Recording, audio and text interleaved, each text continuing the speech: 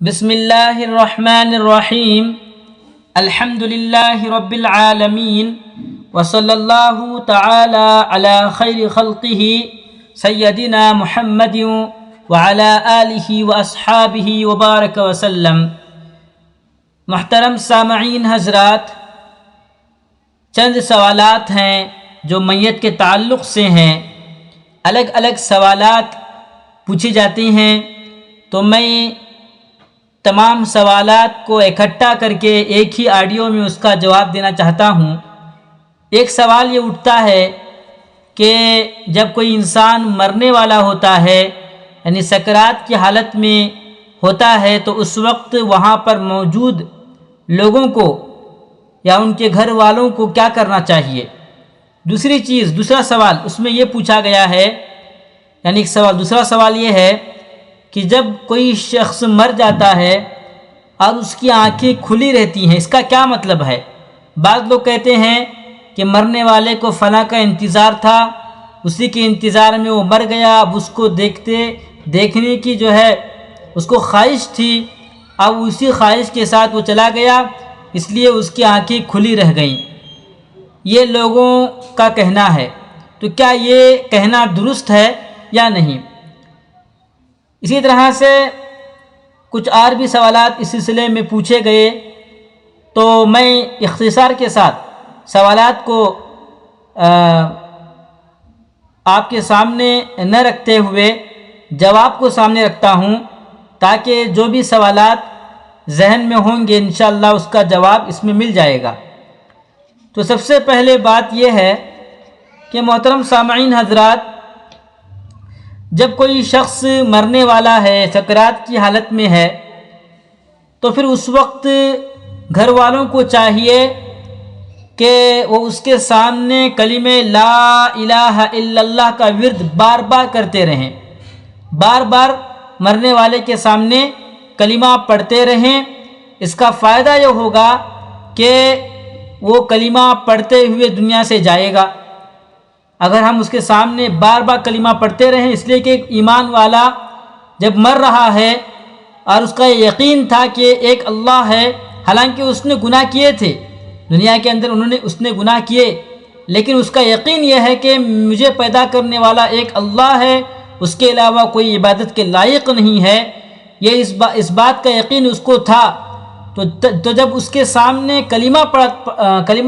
پڑھتے رہیں گے، کلمے کا ورد کرتے رہیں گے،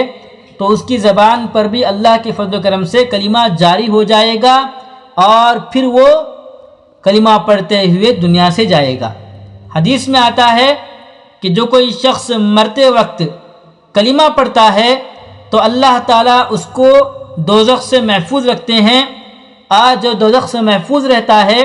یقیناً وہ جنت کا مستحق بنتا ہے۔ تو یہ کام کرتے رہیں کہ مرنے والے کے سامنے رونا، چلانا اور جو غیر شرعی کام ہے ان کا کرنا بالکل بھی جائز نہیں ہے، بلکہ مرنے والے کے سامنے کلمہ لا الہ الا اللہ کا بار بار ورد کرتے رہنا چاہیے۔ اب دوسری بات یہ ہے کہ جب انسان مر جاتا ہے تو لوگ کیا کرتے ہیں؟ فلاں اس کو بلاتے ہیں، اس کو بلاتے ہیں، اور یہاں تک کہ جو کوئی شخص انڈیا سے باہر ہے یا دوسری ریاست میں ہے، یعنی کرناٹک سے باہر ہے، یا کوئی ایسی جگہ پر ہے جہاں سے اس کو آنے میں 2-3 دن لگ سکتے ہیں، تو اس وقت میت کو رکھتے ہیں، یہاں تک کہ 2-3 دن گزر جاتے ہیں۔ اللہ کے نبی صلی اللہ علیہ وسلم نے اس سے منع کیا ہے۔ تو یہ کہا جا رہا ہے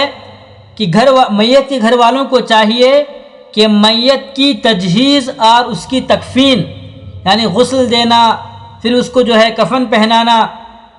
آخری سفر پر جو جا رہا ہے، یعنی ابھی اس کی منزل قبر ہے، اس میں ڈالنے سے پہلے، قبر میں اتارنے سے پہلے جو کچھ اس کے ساتھ کرنا ہے اس کو تجہیز و تکفین کہتے ہیں۔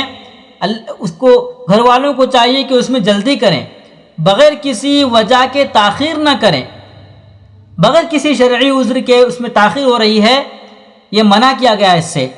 رشتہ داروں کے انتظار میں دیر تک میت کو روکے رکھنا مکروہ کا قرار دیا گیا ہے۔ حدیث شریف میں آتا ہے کہ اللہ کے نبی صلی اللہ علیہ وسلم حضرت طلحہ بن برا رضی اللہ عنہ کی عیادت کے لیے تشریف لائے تو فرمایا ایسا لگتا ہے کہ طلحہ پر موت آنے والی ہے، اگر ایسا ہو تو مجھے اطلاع کرنا اور جلدی کرنا، کیونکہ کسی مسلمان کی میت کے حق میں یہ بات مناسب نہیں ہے کہ وہ دیر تک اپنے لوگوں کے درمیان پڑی رہے۔ سنن ابی داؤد میں روایت موجود ہے۔ میت کے گھر میں جمع ہونے کا مقصد چونکہ میت کے اعزاء و اقربا، میت کے جو رشتہ دار ہیں، جو ان کے رشتہ دار ہیں، ان کی تعزیت اور تسلی اور تجہیز و تکفین میں شرکت کرنا ہے۔ مقصد یہ ہوتا ہے لوگوں کے جمع ہونے کا، اس لیے وہاں دنیاوی باتوں میں مشغول ہونا مناسب نہیں ہے کہ شاید اس سے میت کے گھر والوں کو تکلیف ہو، بلکہ بہتر ہے کہ میت کے لیے استغفار کرے، میت کے لیے استغفار کرتے رہے اور انفرادی طور پر کلمہ یا تسبیح پڑھ کر ایصال ثواب کر دے، جبکہ ہم دیکھتے ہیں اس کا الٹا ہوتا ہے۔ میں نے کئی لوگوں کو دیکھا کہ جب میت کے پاس جاتے ہیں تو میت کو دیکھنے کے بعد دنیا کی باتیں شروع ہو جاتی ہیں، اس نے کیا کیا، وہ کیا کرتا تھا، فلاں، یہ وہ سب باتیں لے کے بیٹھ جاتے ہیں۔ اس سے بہتر یہ ہے کہ میت کے لیے ایصال ثواب کیا جائے، میت کے لیے استغفار کیا جائے، میت کی مغفرت کے دعائیں کی جائیں، اس سے گھر والوں کو بھی تسلی ملے گی۔ اس کے بجائے ہم دنیا کی باتیں وہاں کرتے بیٹھیں یا پھر گھر والوں کو تکلیف دینے والے الفاظ اپنی زبان سے نکالیں گے، اس سے میت کے گھر والوں کو تکلیف ہوگی، پریشانی ہوگی۔ تو لہٰذا وہاں پر جب میت کے پاس جاتے ہیں تو وہاں استغفار کرنا چاہیے اور کلمہ پڑھ کر، تسبیح پڑھ کر مرنے والے کے لیے، جو مر گیا ہے، اس کے لیے ثواب پہنچایا جائے۔ ایک روایت میں بیان کرنے جا رہا ہوں۔ حضرت ام سلمہ رضی اللہ عنہا فرماتی ہیں کہ رسول اللہ صلی اللہ علیہ وسلم میرے والد ابو سلمہ کے پاس آئے جبکہ ان کی آنکھیں کھلی کی کھلی رہ گئیں، تو آپ نے ان کو بند کیا اور فرمایا کہ روح جب نکل جاتی ہے تو بینائی بھی اس کے ساتھ چلی جاتی ہے،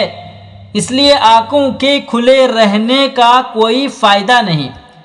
بس گھر کے لوگ واویلا کرنے لگے، یہ سمجھ کر کہ ان کی وفات ہو گئی، تو آپ نے ارشاد فرمایا، نبی صلی اللہ علیہ وسلم نے فرمایا کہ تم اپنے لیے بھلائی ہی کی دعا کرو، اس لیے کہ جو کچھ تم کہتے ہو فرشتے اس پر آمین کہتے ہیں۔ پھر آپ نے دعا فرمائی، اے ابو سلمہ، اے اللہ ابو سلمہ کی مغفرت فرما اور ہدایت یافتہ لوگوں میں ان کا درجہ بلند فرما اور ان کا ان ما بقیہ پسماندگان میں جانشین یعنی کارساز ہو، اور اے رب العالمین ہماری اور ان کی مغفرت فرما اور ان کی قبر کو وسیع فرما اور اس کو روشن کر۔ مشکات المصابیح میں یہ روایت ملتی ہے۔ محترم سامعین حضرات، اس حدیث سے ہمیں معلوم ہوتا ہے کہ اللہ کے نبی صلی اللہ علیہ وسلم نے حضرت ابو سلمہ رضی اللہ عنہ کی آنکھوں کو جو کھلی تھی اس کو بند کر دیا، تو اس وقت انہوں نے یہ نہیں فرمایا کہ ابو سلمہ کو فلاں کسی کا انتظار تھا اسی لیے ان کی آنکھیں کھلی رہ گئیں، اس طرح کی کوئی بات نبی صلی اللہ علیہ وسلم نے نہیں بتائی ہے۔ تو یہی بات دلیل ہے کہ جو لوگ آج کل یوں کہتے ہیں کہ میت کے سامنے رہ کر کہتے ہیں کہ اس کی آنکھیں کھلی اس لیے ہیں کہ اس کو فلاں کا انتظار تھا، یہ صرف بھونڈی باتیں ہیں، جھوٹی باتیں ہیں، اس کا حقیقت سے کوئی تعلق نہیں ہے، یہ لوگوں نے اپنی طرف سے گڑھی ہوئی باتیں ہیں۔ تو لہٰذا مرنے والے کے سامنے کلمہ لا الہ الا اللہ پڑھتے رہنا چاہیے، اس کی مغفرت کی دعا کرنی چاہیے اور اسی طرح سے تسبیحات پڑھنی چاہیے۔ اور تیسری بات یہ بتائی گئی ہے اس میں کہ پہلی بات یہ بتائی گئی کہ جب کوئی مر جائے تو اس کی تجہیز و تکفین میں جلدی کرنی چاہیے، تاخیر نہ کریں، اور اس کے ساتھ ساتھ مرنے والے کی برائی بیان نہ کرنا چاہیے، اور اسی طرح سے ایسے الفاظ زبان سے نکالنا جس سے اس مرنے والے کے گھر والوں کو تکلیف ہو، اس طرح کی باتیں نہیں کرنی چاہیے، دنیائی باتیں وہاں پر نہیں کرنی چاہیے، بلکہ جس مقصد کے لیے وہاں پر آئے ہیں بس وہ مقصد پورا ہو جائے کہ گھر کے میت کو دیکھ لیا آپ گھر والوں کو تسلی دیں اور ان کی تعزیت کے طور پر تعزیتی الفاظ کہیں وغیرہ وغیرہ۔ اور اس کے ساتھ ساتھ یہ بات بھی واضح ہو گئی کہ جب کوئی مرتا ہے اگر اس کی آنکھیں کھلی رہتی ہیں تو اس کا مطلب یہ نہیں ہے کہ اس کو فلاں کے آنے کا انتظار تھا اس لیے جو ہے اس کی آنکھیں کھلی رہ گئیں۔ میرے بھائیوں میری بہنوں، جو مرتا ہے اس کو پتہ ہے کہ اس کے ساتھ کیا ہوتا ہے، وہ الگ ہی دنیا میں رہتا ہے، اس کو ہماری فکر نہیں ہوتی بلکہ اس کے سامنے اس کے اعمال ہوتے ہیں، موت کا فرشتہ اس کے سامنے ہوتا ہے، تو گویا کہ وہ منظر دیکھ رہا ہوتا ہے، اور جب اس کی روح نکلتی ہے اس کے ساتھ ہی اس کی آنکھوں کی بینائی بھی نکل جاتی ہے، ختم ہو جاتی ہے۔ تو لہذا جو کوئی بھی آنکھیں جس کی آنکھیں کھلی رہیں مرنے کے بعد تو اس کی آنکھوں کو بند کر دیا جائے اور یہ عقیدہ نہ پھیلایا جائے اور یہ بات کو عام نہ کیا جائے کہ اس کو فلاں کا انتظار تھا اس لیے اس کی آنکھیں کھلی رہیں۔ یہ بالکل جو ہے جھوٹی باتیں ہیں، اللہ کے نبی صلی اللہ علیہ وسلم نے ایسا کبھی نہیں فرمایا، نہ ہماری شریعت نے اس کو بتایا ہے۔ ہم سب کو چاہیے کہ ہم بس انہی باتوں کو مانیں جو ہمارے پیارے نبی محمد مصطفیٰ صلی اللہ علیہ وسلم نے ہمیں بتائی ہیں، اور زندگی میں جب بھی آپ کو موقع ملے، جب بھی آپ کے ذہن میں بات آئے کہ مجھے کلمہ پڑھنا ہے، کلمہ پڑھتے رہیے۔ اور حدیث میں بتایا گیا ہے کہ افضل الذکر قول لا الہ الا اللہ، کہ سب سے بہترین ذکر لا الہ الا اللہ کا پڑھنا ہے، تو اس کو بار بار پڑھتے رہنا چاہیے۔ یاد رکھیے جو زندگی میں کلمہ لا الہ الا اللہ پڑھتا رہے گا، اس کی عادت رہے گی، اس کا ورد کرتا رہے گا، تو موت کے وقت بھی اس بات کا پکا یقین ہے، بلکہ 100%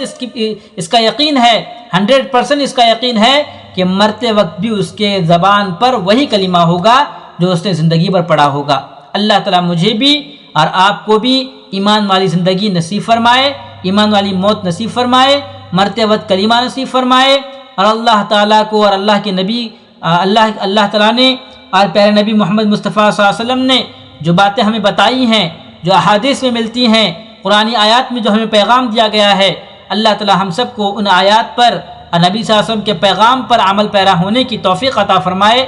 آمین۔ السلام علیکم ورحمۃ اللہ وبرکاتہ۔